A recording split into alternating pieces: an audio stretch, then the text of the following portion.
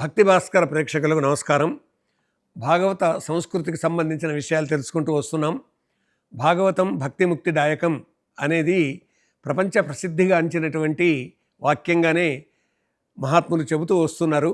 కాబట్టి అలాంటి భక్తి ముక్తిదాయకమైన భారతీయ సంస్కృతిని ప్రతిబింబించేటటువంటి ఈ సనాతన ధర్మాన్ని గొప్పగా చెప్పేటటువంటి ఆ భాగవత తత్వాన్ని, ముక్తి తత్వాన్ని తెలుసుకునే ప్రయత్నం చేద్దాం. అందులో భాగంగా ఈ కలియుగంలో భాగవతం ఎంత అవసరం అనే విషయం గురించి ఇవాళ మనం తెలుసుకునేటటువంటి ప్రయత్నం చేద్దాం.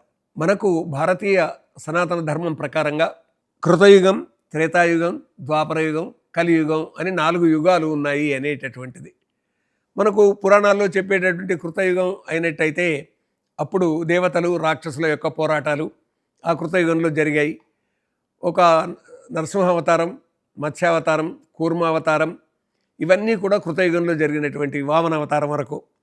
కాబట్టి కృతయుగంలో శక్తి అనేటటువంటిది ఎలా వచ్చింది మనిషికి అని చెప్పుకున్నట్టయితే కృతయుగంలో తపస్సు ద్వారా శక్తి సాధించాడు మనిషి. ఇదండి. కాబట్టి తపస్సు ప్రధానం. మనిషిలో ఉన్న మాలిన్యం దూరం కావాలంటే తపస్సు చేయాలి. అది నామజపమా లేకపోయినట్టయితే ధ్యానమా ఏదైనా కావచ్చుగాక. దానివల్ల తాను సాధించేటటువంటి శక్తి ద్వారా ముక్తి లభిస్తుంది కృతయుగంలో తపస్సు ద్వారా అండి. ఆ తర్వాత త్రేతాయుగం. త్రేతాయుగం అనగా మనకి ఎవరు గుర్తొస్తారు? రాముడు గుర్తొస్తాడు, సీతారాములు గుర్తొస్తారు. మరి త్రేతాయుగంలో దేని ద్వారా మానవుడు శక్తిని, ముక్తిని సంపాదించాడు అంటే జ్ఞానం ద్వారా.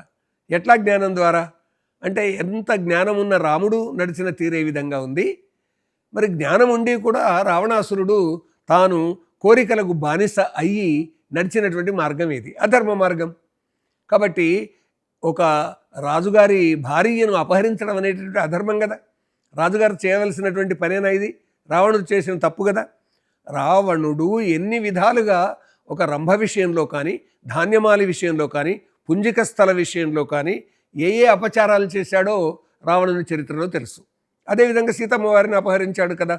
కాబట్టి త్రేతాయుగంలో జ్ఞానం ప్రధానం. జ్ఞానంతో మనిషి నిలబడతాడు. అందుకే ఒక మాట ఉందండి త్రేతాయుగం సంబంధించి, రామాదివత్ చరితవ్యం నా రావణాదివత్. దీని అర్థం ఏమిటంటే రామునిలాగా నడుచుకోండి, రావణునిలాగా నడుచుకోకండి. అంతే కదండి. రామునిలాగా నడుచుకోవడం అనేది జ్ఞానం ద్వారా సాధ్యమైంది. కాబట్టి కృతయుగమేమో తపస్సుకు ప్రాధాన్యం ఇచ్చింది, త్రేతాయుగమేమో జ్ఞానానికి ప్రాధాన్యం ఇచ్చింది. ఆ తర్వాత వచ్చిన ద్వాపరయుగం. ద్వాపరయుగం అనే వరకు మనకు గుర్తొచ్చే వాళ్ళెవరు? కౌరవులు, పాండవులు, కృష్ణ పరమాత్మ, అర్జునునికి చేసిన గీతాబోధ ఇదే కదండి. కాబట్టి ఈ ద్వాపరయుగం దేనికి ప్రాధాన్యం ఇచ్చింది? ద్వాపరయుగం ధర్మానికి ప్రాధాన్యం ఇచ్చింది. అధర్మంగా నడవద్దు, ధర్మంగా నడవండి. అధర్మపరులు ఎప్పుడైనా కానీ ఓడిపోతారు, ధర్మపరులే గెలుస్తారు అని కదా. ధర్మ మార్గంలో నడిచినటువంటి పాండవులు గెలవడానికి దైవం తోడుగా ఉన్నది. అంటే ఎవరు ధర్మ మార్గంలో నడుస్తారో వాళ్లకు దైవం తోడుగా ఉంటుందని కదండి అర్థం. కాబట్టి కృష్ణ పరమాత్మ అదే కదా చెప్పింది. ధర్మక్షేత్రే కురుక్షేత్రే సమవేతాయుత్సవ అని ప్రారంభమయ్యి క్షేత్రే క్షేత్రే ధర్మం కురు అంటే క్షేత్రము అంటే భూమి అని అర్థం, క్షేత్రం అంటే మనిషి శరీరం అర్థం. ప్రతి శరీరంలో ధర్మం వ్యాపించేటట్టుగా చెయ్యి. అందుకొరకే ఎత్ర యోగీశ్వర కృష్ణో ఎత్ర పార్థో ధనుర్ధర తత్ర శ్రీ విజయోభూతి ధ్రువా నీతిర్మతిర్మమ. భగవద్గీత చిట్ట చివరి శ్లోకంలో ఎక్కడ యోగీశ్వరుడైన కృష్ణుడున్నాడో, ఎక్కడ ధనుర్ధారి అయిన పార్థుడున్నాడో అక్కడ ధర్మం నిలిచి ఉంటుంది అనే కదా. కాబట్టి ద్వాపరయుగం ధర్మానికి ప్రాధాన్యం ఇచ్చింది, ధర్మం ద్వారా జయం సాధిస్తామని చెప్పింది. ఇప్పుడు 3 విషయాలు మనం తెలుసుకున్నాం. కృతయుగమేమో తపస్సుకు ప్రాధాన్యం, త్రేతాయుగమేమో జ్ఞానానికి ప్రాధాన్యం, ఆ తర్వాత ఈ ద్వాపరయుగమేమో ధర్మానికి ప్రాధాన్యం, కలియుగం నామస్మరణకు ప్రాధాన్యం అండి. కలవు నామస్మరణే అని అంటారు. అంటే ఈ కలియుగంలో, అంటే ఇప్పుడు మనం ఉన్నటువంటి ఈ యుగంలో రామ రామ రామ, కృష్ణ కృష్ణ కృష్ణ, హరి హరి హరి, శివ శివ శివ అనేటటువంటి ఈ నామాన్ని జపించడం వల్ల ఏమవుతుంది అని అంటే, నామ జపం వల్ల నామం వెనుక ఉన్నటువంటి అర్థం తెలుస్తుంది. ప్రహ్లాద వరద గోవింద అన్నాం అనుకోండి, ప్రహ్లాదునికి వరం ఇచ్చినటువంటి ఓ గోవులను రక్షించినటువంటి ఓ గోవింద అని అర్థం. అది ఓ విష్ణుమూర్తి, ఓ కృష్ణ పరమాత్మ అని 8 విధాలుగా చెప్పుకున్నా వస్తుంది. కాబట్టి నామజపం చెయ్యాలి. ఇప్పుడు చూడండి, నామం అంటే ఏంటిది? హరి శివ కృష్ణ, ఇది నామం. అంటే హరి శివ కృష్ణ అని ఇది మనం అనుకుంటే ఏమవుతుంది అంటే హరితత్వం తెలుస్తుంది, కృష్ణతత్వం తెలుస్తుంది, శివతత్వం తెలుస్తుంది. అంటే దుష్ట శిక్షణ శిష్ట రక్షణ కదా పరమాత్మని యొక్క తత్వం. కాబట్టి మనం కూడా ఈ కాలంలో నామం ద్వారా ఈ గుణాలు మనం అలవర్చుకుంటామని అర్థం అన్నమాట. అంటే నామస్మరణం చేయడం, ఏ తపస్సు చేయాల్సిన అవసరం లేదండి, యజ్ఞం చేయాల్సినటువంటి అవసరం లేదండి, అధార్మికుల మీద ఏదో యుద్ధం చేయాల్సినటువంటి అవసరం లేదండి. మీరు నామజపం చేయండి, మీరు ప్యూరిఫై అవుతారు, అంటే పరిశుద్ధులు అవుతారు. అంటే మీ ఆత్మ, మీ మనస్సు నిర్మలం అయిపోతుంది. అలా నిర్మలం అయిపోవడానికి కారణం ఏంటంటే నామం. అదే కాదండి, ఒక విద్యార్థి ఉన్నాడు, పుస్తకం చదువుతూ ఉన్నాడు, పుస్తకంలో ఉన్న పదాలన్నీ నామాలే కదండి. అంటే ఆ పదాలన్నింటినీ మనం లెక్క పెట్టుకున్నట్టయితే వాటిలో క్రియ ఉంటుంది, నామం ఉంటుంది, విషయం ఉంటుంది. అంతా ఉన్నా కానీ అది చదవడం అంటే అన్ని పదాలన్నీ కూడా అక్షరాల యొక్క కలయికనే కదా. కాబట్టి కలియుగంలో అక్షరాలను అభ్యసించాలి, ఆ అక్షరాలను పదాలుగా నేర్చుకోవాలి, ఆ పదాలను వాక్యాలుగా మార్చుకోవాలి, ఆ వాక్యాలను కథలుగా చెప్పుకోవాలి. కలియుగంలో ఇలాంటివి జపించడం వల్ల, లేక చదవడం వల్ల, నామజపం చేయడం వల్ల మనకు జ్ఞానం అబ్బుతుందని అర్థం అండి. కాబట్టి ఇప్పుడు కృతత్రేత ద్వాపర యుగాలకు సంబంధించిన విషయాలు ఇవైతే కలియుగంలో నామజపం. కాబట్టి ఇవాళ నామజపం ఏమి చేయాల్సి ఉంది, మరి కలియుగంలో ఉన్న మానవులు ఎలా ఉన్నారు అని మహాభాగవతంలో గొప్ప ప్రశ్న. ఇవాళ ఉత్తరప్రదేశ్లో ఉన్నటువంటి నైమిషారణ్యం అనేటటువంటి ప్రాంతంలో ఈ మహాభాగవతం చెప్పబడిందండి. మనం భాగవతం తత్వాన్ని చెప్పుకుంటున్నాం, భాగవత సంస్కృతిని చెప్పుకుంటున్నాం, భాగవతము ద్వారా భక్తి ముక్తి సాధిస్తాం అనేటటువంటి విషయాన్ని చెప్పుకుంటున్నాం కదా. మరి ఈ భాగవతం ఎక్కడ చెప్పారు, ఎవరు చెప్పారు? వ్యాస భగవానులు రాసినటువంటి ఈ భాగవతాన్ని ఆయన పుత్రులైనటువంటి శుకయోగేంద్రుల వారు తన కొడుకు ఆజ్ఞ ఇచ్చాడు వ్యాసుల వారు, ఈ భాగవతాన్ని ప్రసారం చెయ్యి అని. ఆ శుకయోగేంద్రుల వారు తిరుగుతూ ఆయన ఆ నైమిషారణ్యంలోనే గంగ మందాకిని అనే పేరిట ప్రవహిస్తూ ఉంటుంది. అక్కడనే సూతుడు అనేటటువంటి ఒక గొప్ప తపస్వి ఉన్నాడు. అతనికి ప్రపంచంలోని అన్ని విషయాలు తెలుసు, పురాణాలన్నీ తెలుసు. కాబట్టి అలాంటి సూతుడిని శౌనకాది మహామునులు అడుగుతున్నారండి భాగవతం చెప్పమని. ఎలా అడుగుతున్నారు? ఈ కలియుగంలో భక్తి ఎట్లా సాధ్యమవుతుంది, ముక్తి ఎట్లా సాధ్యమవుతుంది అని అడిగారు.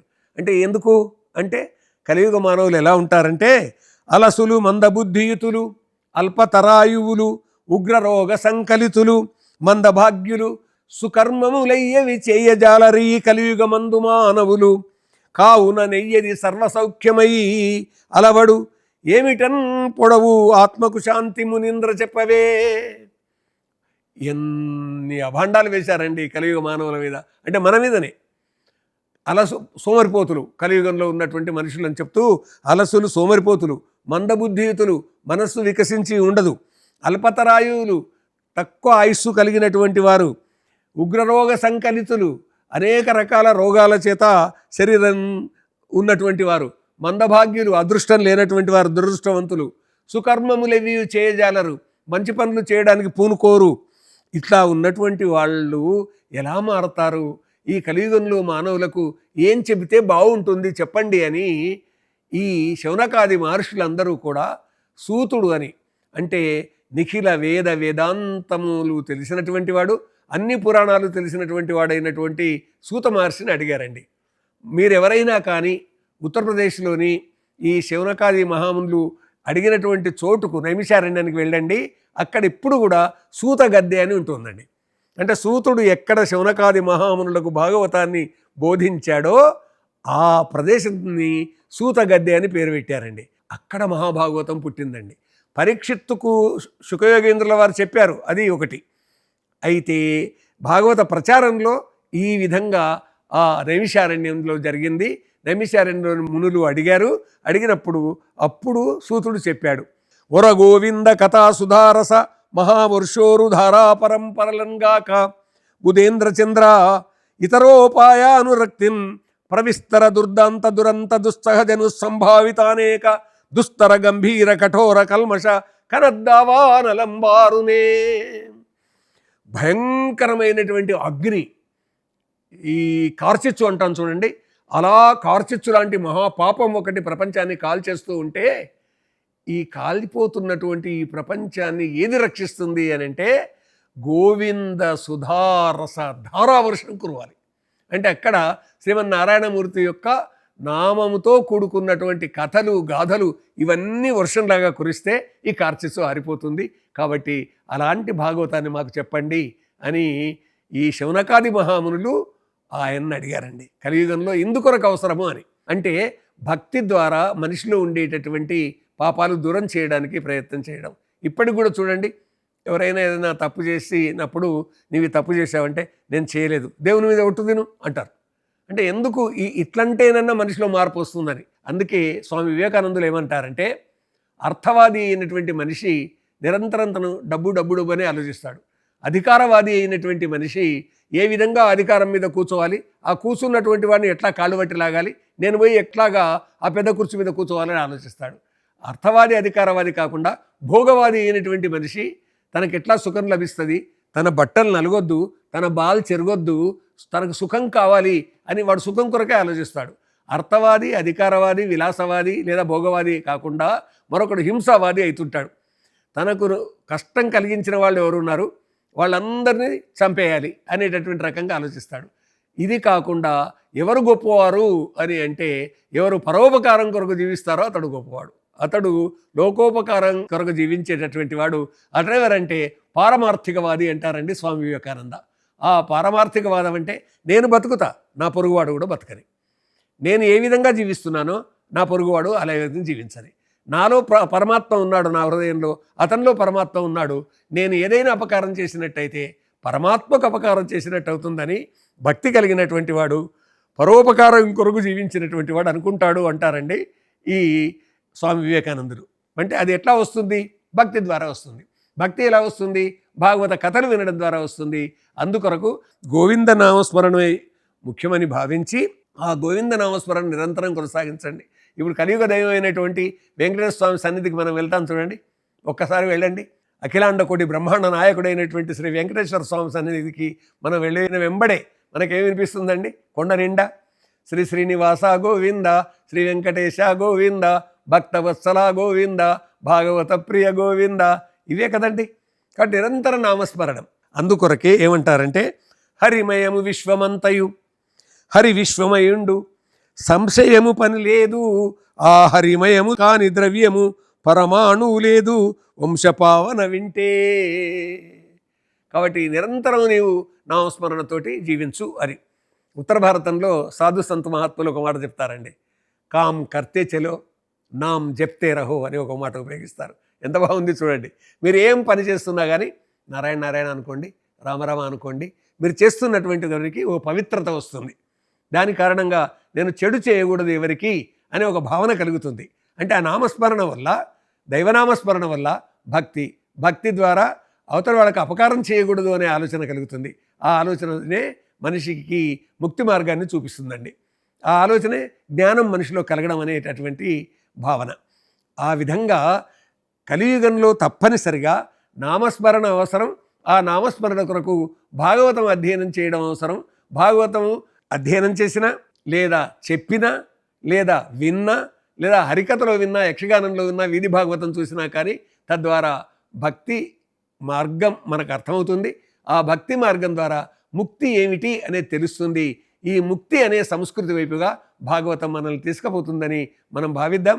భాగవతాన్ని ఇదే విధంగా విందాం. అందులో ఉన్నటువంటి అర్థాన్ని, పరమార్థాన్ని మరోసారి తెలుసుకునే ప్రయత్నం చేద్దాం. హరి ఓం తత్సత్.